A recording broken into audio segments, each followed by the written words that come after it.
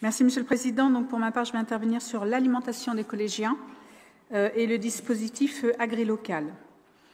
Alors que la région est chef de file du soutien à l'économie, la poursuite des actions départementales en faveur de l'agriculture et de la pêche témoigne de l'attachement que nous portons tous à ces secteurs d'activité. En Finistère, ces activités ne relèvent pas uniquement de l'économie, mais aussi d'enjeux environnementaux, sociaux et culturels majeurs. Le deuxième préalable à considérer est que l'alimentation joue un rôle essentiel dans la santé et le bien-être des collégiens. Une alimentation équilibrée est un levier majeur pour la réussite scolaire et le développement des jeunes. L'ajout dans les menus de davantage de produits frais et locaux contribue à améliorer la qualité nutritionnelle des repas proposés. La restauration scolaire est aussi un espace de socialisation important.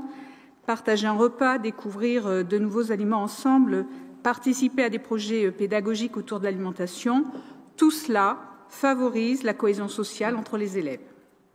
En valorisant les produits locaux et en sensibilisant les jeunes aux lieux de production de ces mêmes produits, permet de renforcer le lien entre les générations et le sentiment d'appartenance à un territoire.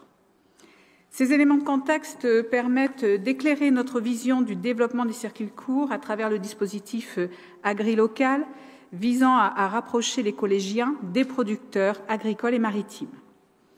Cette vision fait confluer à la fois des raisons économiques, écologiques, sociales et culturelles. Alors, cela n'est peut-être pas tout à fait simple, bien sûr, c'est toute la complexité et la richesse également de concevoir des politiques publiques les plus efficaces possibles parce que collées à la réalité. En réfléchissant un peu, on a tout à gagner.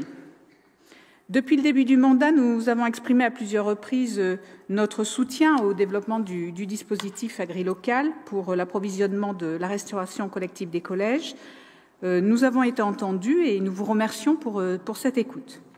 Nous soutenons pleinement la volonté affichée de rendre possible, dès la rentrée scolaire en septembre prochain, l'intégration dans les menus de 100% de poissons bretons, offrant ainsi de nouveaux débouchés aux producteurs pêcheurs et aussi de nouvelles découvertes gastronomiques aux collégiens.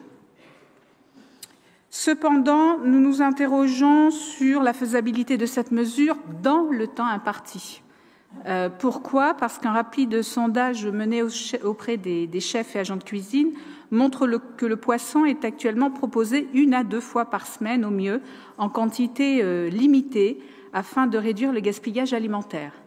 Ce choix est dicté par la faible appétence des collégiens pour le poisson, même dans les communes littorales où on aurait pu supposer une plus forte culture maritime et des habitudes alimentaires concomitantes. Ce constat révèle surtout un enjeu majeur. Il ne suffit pas d'augmenter l'offre de produits de la mer sur la table des collégiens, encore faut-il les sensibiliser et les habituer à leur consommation. C'est pourquoi, en tenant compte de cette réalité de terrain, nous proposons d'accompagner cette évolution par 2 nouveaux axes d'intervention du département dans les collèges, faire découvrir la consommation de poissons et de fruits de mer et valoriser la diversité des ressources halieutiques de nos pêcheries locales qui sont... cette diversité-là, bien sûr, est une caractéristique de la pêche finistérienne que nous avons tout intérêt à valoriser. Et puis, ça fait un rebond à ce qu'on a évoqué ce matin en rappelant que l'année 2025 était une année dédiée à la mer.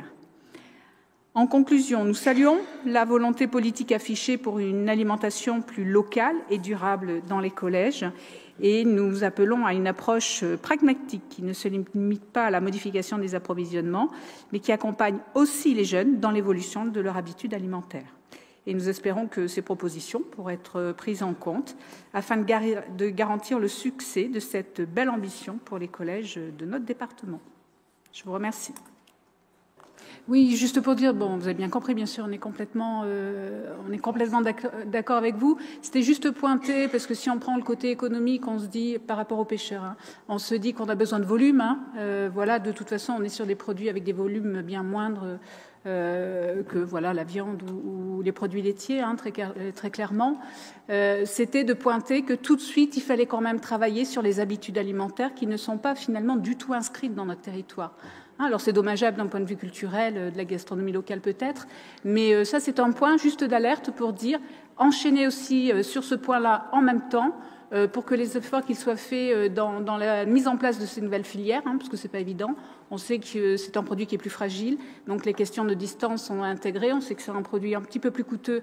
Vous êtes déjà un peu positionné là-dessus, donc très bien. Donc voilà, intégrer un nouveau facteur peut-être pour qu'on puisse saluer ensemble à la rentrée le succès de ces nouveaux circuits courts. Absolument, c'est formidable.